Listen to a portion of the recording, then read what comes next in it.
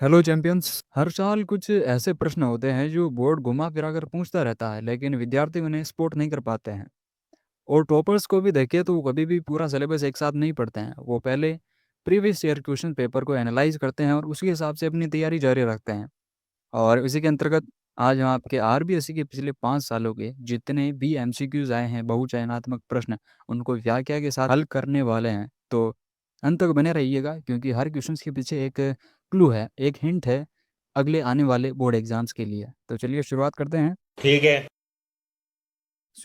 2021 से। तो यहाँ पर हमारा पहला प्रश्न है, कितने वर्ष से अधिक आयु के लोगों की गणना साक्षरता निर्धारण में की जाती है? इसका आंसर होगा ए, 7 वर्ष। वो क्यों? क्योंकि हमारे भारत में 7 साल से अगर ऊपर का कोई व्यक्ति है और किसी भी भाषा में वो पढ़ लिख सकता है तो उसे साक्षरता के अंतर्गत गिना जाता है। लोहा इस्पात उद्योग एक व्यवसाय है, कौन सा? प्राथमिक व्यवसाय नहीं है, द्वितीयक व्यवसाय होगा, क्योंकि इसमें चीज़ों को मैन्युफैक्चर किया जाता है। रेफ्रिजरेटर व एयर कंडीशनर के प्रयोग से पर्यावरण में कौन सी गैस की मात्रा बढ़ रही है? वो होगी CFC, क्लोरोफ्लोरोकार्बन। ये तो फैक्ट है। और यही गैस जो है CFC, ये ओजोन परत के शरण में उत्तरदायी होती है, ध्यान रखिए। भारत की वर्ष 2011 की जनगणना में सर्वाधिक व न्यूनतम जनघनत्व वाले राज्यों को जोड़ा गया है, यानी सबसे ज़्यादा और सबसे कम जनघनत्व कहाँ का है? यहाँ हम ऑप्शन लेंगे बिहार व अरुणाचल प्रदेश। देखिए, बिहार का 2011 में जनघनत्व था 1106, जबकि अरुणाचल प्रदेश का अपन देखें तो ये केवल 17 था। आगे चलते हैं। राजस्थान व मध्य प्रदेश की संयुक्त परियोजना कौन सी है? ये है चंबल परियोजना। आगे बढ़ते हैं। राजस्थान में सेज की स्थापना किसके विकास हेतु की गई है? सेज यानी स्पेशल इकोनॉमिक जोन। ये इसके लिए की जाती है कि औद्योगिक विकास के लिए की जाती है हमेशा। ऑप्शन ए राइट हो जाएगा। एंथ्रोपोजियोग्राफी पुस्तक के रचयिता कौन है? इसके रचयिता है रेडजल। फैक्ट वाली चीज़ों को एक्सप्लेन करने की जरूरत नहीं होती है। आगे चलते हैं। गोंड शब्द का अर्थ क्या है? देखिए, गोंड शब्द का अर्थ होता है पहाड़ी से। Option C. राजस्थान की किस स्थान का संगमरमर विश्व प्रसिद्ध है? हमारे राजस्थान का मकराना का सफ़ेद संगमरमर वर्ल्ड फेमस है। अब बात करते हैं 2022 के सभी एमसीक्यूज की। तो यहाँ पहला प्रश्न है, ग्रामीण बस्तियों में वृत्ताकार प्रतिरूप कहाँ पाया जाता है? देखिए, मान लीजिए ये कोई तालाब है या फिर एक झील है। अब लोग यहाँ आकर बसने लग गए, जैसे एक साथ ऐसे एक घर बन गए। तब ये जो है घर कौन सा प्रतिरूप बना रहे हैं? एक वृत्ताकार यानी एक गोलाकार प्रतिरूप बना रहे हैं। तो इसका आंसर क्या हो जाएगा? सी, झीलों व तालाबों की चारों ओर। मेगा सिटी की जनसंख्या कितनी होती है? वैसे तो 1 करोड़ से प्लस मानी जाती है, लेकिन यहाँ ऑप्शन के अनुसार अगर हम देखें तो यहाँ 50 लाख से अधिक सबसे ज़्यादा सूटेबल आंसर है, इसलिए सी राइट करेंगे। नवनिश्चयवाद की संकल्पना किसने प्रतिपादित की थी? ये तो हर बार ही पूछा जाता है। क्रिफिट टेलर ने, जिसे रुको और जाओ निश्चयवाद भी कहा जाता है। प्रवास का अपकर्ष कारक क्या है? देखिए, अपकर्ष कारक वो होते हैं जो अट्रैक्ट करते हैं किसी चीज़ के लिए, यानी बुलाते हैं हमें कि आइए। जैसे कि काम के बेहतर अवसर, शिक्षा, बढ़िया रोजगार और बेहतर स्वास्थ्य सुविधाएं। लेकिन राजनीतिक हलचल, प्राकृतिक आपदाएं, महामारियां, ये सब प्रतिकर्ष कारक आती है, क्योंकि ये हमें धकेलती है उस जगह से। सामरिक दृष्टि से संवेदनशील क्षेत्रों में सड़क बनाने का कार्य कौन सा संगठन करता है? वो है ब्रो, यानी सीमा सड़क संगठन, जिसकी स्थापना हुई थी 1960 में। आगे चलते हैं। ज्ञान आधारित उद्योग है। ज्ञान आधारित उद्योग न तो चीनी उद्योग है, न लोह इस्पात उद्योग है, न पेट्रो रसायन उद्योग है। ये है सॉफ्टवेयर उद्योग, जिसे IT सेक्टर भी कहते हैं अपन। निम्नलिखित में से लो एस का प्रकार है। देखिए, लिग्नाइट, ये तो कोयले का प्रकार होता है। यूरेनियम नहीं। हेमेटाइट और मैग्नेटाइट, ये दो टॉप आयरन ओर्स है, यानी लो एस हैं जो भारत में पाए जाते हैं। हेमेटाइट और एक मैग्नेटाइट। बॉक्साइट एल्यूमिनियम का अयस्क है। आगे चलते हैं। खरीफ की फसल है। देखिए, खरीफ की फसल जो मानसून के समय में बोई जाती है, जबकि जैसे कि आप देख सकते हैं जून जुलाई में। जबकि रबी की फसल सर्दियों में बोई जाती है। अभी देखें तो यहाँ पर ऑप्शन क्या होगा? चावल। चावल हमारे मानसून के समय में बोया जाता है। चावल के साथ साथ मक्का और बाजरा और आप कपास देखें, ये भी उसी समय बोई जाती है, खरीफ की ऋतु में। बाकी ये जो तीनों है ये रबी में बोई जाती है। आगे बढ़ते हैं। 2011 की जनगणना के अनुसार सर्वाधिक जनघनत्व वाला राज्य कौन सा है? ये हमने पिछले साल के पेपर में देखा था। अभी जैसे अब ऊपर देख के आ रहे हैं अपन, बिहार का कितना था ये? 1106। बात करते हैं 2023 के समस्त बहुचयनात्मक प्रश्नों की। तो पहला प्रश्न है, आर्थिक भूगोल का उपक्षेत्र है। देखिए, आर्थिक भूगोल का उपक्षेत्र की अगर अपन बात करें, यहाँ संसाधन भूगोल बिल्कुल आर्थिक भूगोल का उपक्षेत्र है। सैन्य भूगोल और लिंग भूगोल यहाँ देखें तो ये सामाजिक भूगोल के उपक्षेत्र हैं। और आर्थिक भूगोल की अगर हम और उपक्षेत्रों की बात करें तो कृषि भूगोल, उद्योग भूगोल, विपणन भूगोल, पर्यटन भूगोल, ये सब भी आर्थिक भूगोल के जो हैं उपक्षेत्र हैं, ध्यान रखिएगा। जनसंख्या वितरण को प्रभावित करने वाले आर्थिक कारक युग्म है। देखिए, आर्थिक कारक पूछे हैं, ना कि भौतिक। आर्थिक में अगर यहाँ बात करें अपन, खनिज और नगरीकरण, बेसिकली यही सही आंसर आपका ऑप्शन ए। क्योंकि देखिए, खनिज क्या है, रोजगार को आमंत्रित करता है। जहाँ खनिज कार्य होता है वहाँ रोजगार आमंत्रित होते हैं और आबादी बढ़ती है। जहाँ नगरीकरण होता है वहाँ बेहतर सुविधाएं मिलती है हर चीज़ की, तो ऑब्वियसली वहाँ पॉपुलेशन ज़्यादा होती है। उच्च साक्षरता स्तर किसका सूचक है? देखिए, उच्च साक्षरता स्तर सूचक है सामाजिक एवं आर्थिक विकास का, यानी ऑप्शन डी। मानव विकास की अवधारणा किसने दी थी? ये तो बिल्कुल यार हर साल ही पूछा जाता है लगभग एक तरीके से, महबूब उलक ने।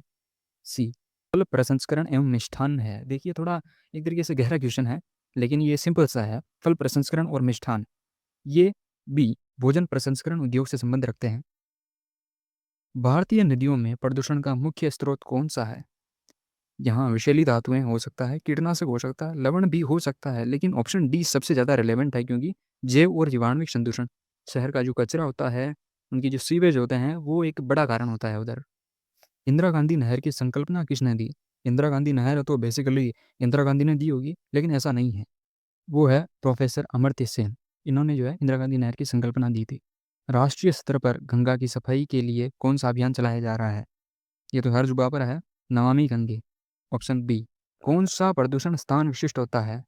जल नहीं होता है, ध्वनि होता है, क्योंकि जैसे आप ध्वनि के पास में हैं तो आपको आपके लिए काफ़ी तीव्र होगा, लेकिन जैसे जैसे आप उस आवाज़ से दूर जाने लगते हैं तो ये धीरे धीरे घटने लगता है, इसलिए ये स्थान विशिष्ट होता है। अब बात करते हैं 2024 के प्रश्नों की, जहाँ पहला प्रश्न है, मानव भूगोल अस्थिर पृथ्वी और क्रियाशील मानव के बीच परिवर्तनशील संबंधों का अध्ययन है। ये किसकी परिभाषा है? ये है एलन सी सैंपल की, जिन्होंने क्या है कि मानव भूगोल में संबंधों की गत्यात्मकता पर बल दिया था। प्रवास का प्रतिकर्ष कारक क्या है? देखिए हम पीछे डिस्कस क्या किए थे, अपकर्ष कारक के बारे में और प्रतिकर्ष कारक के बारे में डिस्कस किए थे। यहाँ हम देखते हैं, बेहतर अवसर, ये तो अपकर्ष कारक है। स्थायित्व, ये भी अपकर्ष कारक है। अनुकूल जलवायु, ये भी अपकर्ष कारक है, ये आकर्षित कर रहे हैं ये तीनों। लेकिन बेरोजगारी, ये उस जगह से भगाने के लिए मजबूर करते हैं, इसलिए ये कौन सा हो जाएगा? प्रतिकर्ष कारक। आगे बढ़ते हैं। कौन सा कथन सत्य है? आखिर वो भोजन संग्रहण द्वितीय क्रियाएं नहीं, वह प्राथमिक क्रियाएं होती है। भूमध्य सागरीय कृषि खट्टे फलों के लिए प्रसिद्ध है। हाँ बिल्कुल है जी। ये भूमध्य सागरीय जो कृषि है वहाँ अंगूरों की और खट्टे फलों की कृषि स्पेशली की जाती है। मिश्रित कृषि में केवल पशुपालन होता है, ऐसा बिल्कुल नहीं है। वहाँ पशुपालन भी होता है और कृषि भी की जाती है। निर्वाह कृषि कम जनसंख्या में होती है? नहीं, सघन जनसंख्या वाले क्षेत्रों में होती है। ऑप्शन बी करेक्ट होगा आपका। तो आगे चलते हैं। उपलब्ध कच्चे माल का रूप बदलकर उसे मूल्यवान कौन सी क्रिया बना देती है? प्राथमिक क्रिया को रूप बदलकर मूल्यवान बनाने वाली प्रक्रिया है द्वितीय क्रिया है। आगे चलते हैं। विश्व का सघनतम रेल तंत्र कहाँ पाया जाता है? ये पाया जाता है आपके यूरोप। Option A. आगे चलते हैं। भारत की पहली जनगणना कब हुई थी? यहाँ इंपॉर्टेंट है, ध्यान रखिए। 1872 में पहली जनगणना हुई थी, लेकिन यहाँ अगर पूछता है कि पहली संपूर्ण जनगणना कब हुई थी, वो होती है आपके ऑप्शन बी, 1881 में। फिलहाल हमें यहाँ पहली जनगणना पूछी है, इसलिए हम 1872 ही क्लिक करेंगे। आगे चलते हैं। पन्ना, पड़ा, पाली, नगला, ये किस प्रकार के बस्तियों के नाम हैं? ये आपके पल्ली बस्तियों के नाम हैं। पल्ली बस्तियाँ कहाँ पाई जाती है? गंगा के मैदानों, छत्तीसगढ़, यहाँ पर। आगे चलते हैं। रबी की फसल ऊपर डिस्कस किए थे। देखिए, चावल ये खरीफ की फसल है, बाजरा भी खरीफ की है, कपास भी हम पहले डिस्कस कर चुके हैं, ये खरीफ की फसलें हैं। लेकिन सरसों जो है ये आपके रबी की फसल है। आगे चलते हैं। वे सड़कें जिन्हें केंद्र सरकार द्वारा निर्मित एवं अनुरक्षित किया जाता है क्या कहलाती है? बिल्कुल एन है, नेशनल हाईवे कहलाती है वो, राष्ट्रीय राजमार्ग। आगे चलते हैं। एनएच। समय के दो अंतरालों के बीच में एक क्षेत्र विशेष में होने वाला जनसंख्या परिवर्तन क्या कहलाता है? वो कहलाता है जनसंख्या वृद्धि। चाहे वो प्लस में हो या माइनस में हो, जनसंख्या वृद्धि ही कहलाएगा। आगे चलते हैं। मलेशिया व इंडोनेशिया में की जाने वाली स्थानांतर कृषि का क्या नाम है? देखिए, मलेशिया व इंडोनेशिया में स्थानांतरित कृषि को कहते हैं लादांग। जूमिंग कहाँ पे कहते हैं? हमारे उत्तरी पूर्वी भारत में। जबकि मिल्पा मध्य अमेरिका और मैक्सिको के आसपास कहते हैं। आगे चलते हैं। वृहद झील आंतरिक जलमार्ग कहाँ स्थित है? ये है आपके उत्तरी अमेरिका, नॉर्थ अमेरिका में। यहाँ आपने जिले पड़ी होगी, जैसे मिसिसिपी जलमार्ग हो गया, ओरी, अंटारियो। भारतीय जनगणना में ऋणात्मक वृद्धि वाला एकमात्र दशक था, वो था 1911 से 1921 का, और वो कितना था? 0.31%। ध्यान रखिएगा। आगे चलते हैं। अपरंपरागत ऊर्जा स्रोत है, कोयला परंपरागत है, पेट्रोल भी परंपरागत है, प्राकृतिक गैस भी परंपरागत है, लेकिन सौर ऊर्जा ये अपरंपरागत है। आगे चलते हैं। भारत के सड़क जाल का विश्व में कौन सा स्थान है? सड़क जाल के मामले में भारत वर्ल्ड में सेकंड नंबर पर आता है, ध्यान रखिए। आगे चलते हैं। चमड़ा, लुगदी, कागज, वस्त्र एवं रसायन उद्योग प्रमुखतः कौन से प्रदूषण के कारक है? ये जल प्रदूषण के कारक होते हैं, ध्यान रखिए। आगे चलते हैं। अब लास्ट ईयर 2025 के बारे में हम डिस्कस करने वाले हैं सभी प्रश्नों की। केवल 18 एमसीक्यू और बचे हैं। शुरुआत करते हैं। देखिए, अब तक तीनों मानव भूगोल की परिभाषाएं पूछी जा चुकी है, तो आप ध्यान रखिए तीनों परिभाषाएं आपको कंठस्थ होनी चाहिए। ये तिलगुतरातंग में भी पूछ लेता है। मानव भूगोल मानव समाजों और धरातल के बीच संबंधों का संश्लेषित अध्ययन है। जहां भी संश्लेषित अध्ययन आ जाए, समझ लो ये रेटजल भाई साहब हैं। आगे चलते हैं। निम्नांकित में से एशिया का सर्वाधिक आबादी वाला देश कौन सा है? एशिया का, ध्यान रखिए, एशिया का सबसे आबादी वाला क्षेत्र है। देखिए, वैसे तो यहाँ भारत होना चाहिए, लेकिन एनसीईआरटी अनुसार हम यहाँ ऑप्शन डी सही करेंगे। भारत तो वैसे ऑप्शन में भी नहीं है यहाँ पे। आगे चलते हैं। भारत के उत्तरी पूर्वी राज्यों में स्थानांतरणशील कृषि को क्या कहते हैं? अभी ऊपर डिस्कस किया जस्ट। क्या कहते हैं उसको? जूमिंग। लद्दाख, इंडोनेशिया, मलेशिया में, मिल्पा, यूएसए में। आधारभूत उद्योग है, ये पहले ही 2021 में डिस्कस किया था हमने। ये है आपके लोहा इस्पात उद्योग। ये किसके अंतर्गत आते हैं? द्वितीय क्रियाओं के अंतर्गत। आगे चलते हैं। तृतीय क्रियाकलाप का उदाहरण क्या है? परिवहन। कृषि प्राथमिक में आ जाएगा। खनन, ये भी प्राथमिक में आ जाएगा। अनुसंधान, ये शायद चतुर्थक में चला जाएगा। आगे चलते हैं। आधुनिक संचार का साधन क्या है? इंटरनेट भाई, इसे लॉक करो। आगे चलते हैं। कौन से समुद्री मार्ग को वृहद ट्रंक मार्ग कहा जाता है? ये आरबीसी का फेवरेट क्वेश्चन है वैसे, एक नंबर में। ये है उत्तरी अटलांटिक समुद्री मार्ग, ऑप्शन बी में। आगे चलते हैं। एशिया का आंध्रोपोपतन क्या है? आंध्रोपोपतन वो होते हैं जहाँ इंपोर्ट के लिए वस्तुएं स्टोर की जाती है। आगे चलते हैं। ये होगा हमारा सिंगापुर, आंसर बी। आगे चलते हैं। WTO का मुख्यालय कहाँ है? जिनेवा में। ध्यान रखिए, स्विट्जरलैंड, जिनेवा। गैरिसन नगर क्या होते हैं? ये जिन्हें छावनी नगर कहा जाता है, जहाँ सैन्य गतिविधियाँ की जाती है। यहाँ पे है अम्बाला, अम्बाला, जालंधर, महबूबीना इत्यादि ऐसी जगह हैं। आगे चलते हैं।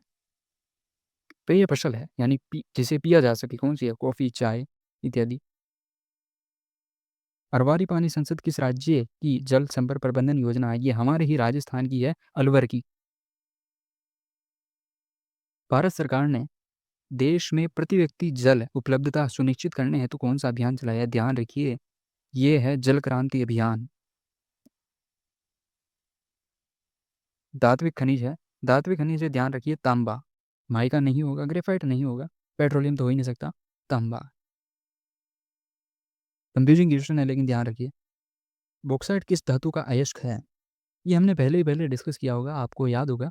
ये है एल्यूमिनियम का, ऑप्शन बी। इंदिरा गांधी नहर की संकल्पना किसने प्रस्तुत की थी? अरे यार, ये तो दोबारा आ गया, कमर सेन ने। सामरिक दृष्टि से फिर से आ गया, ये कौन सा सड़क संगठन है? तो ये है हमारा ब्रो, सीमा सड़क संगठन।